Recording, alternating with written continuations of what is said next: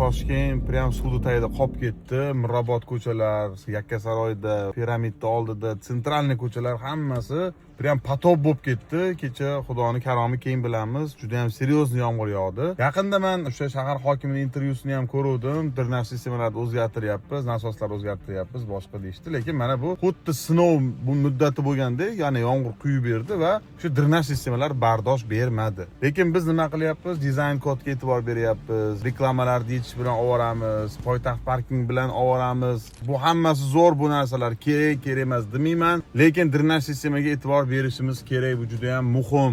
Qachon halokat bo'ladi, qachon suv bosib ketadi, qachon kimdir o'ladi yoki kimdirni jarohatlanadi, kimdir bo'kib qoladi suvga yoki shikast yetadi seryozni mulkiga. O'zi hozir ham yetyapti. Magazinlar boshqa itakda kutishimiz kerak emas qachon halokat bo'lishini. Eslingda bo'lsa, ekologiya bo'yicha bir katta shtab tuzilgandi.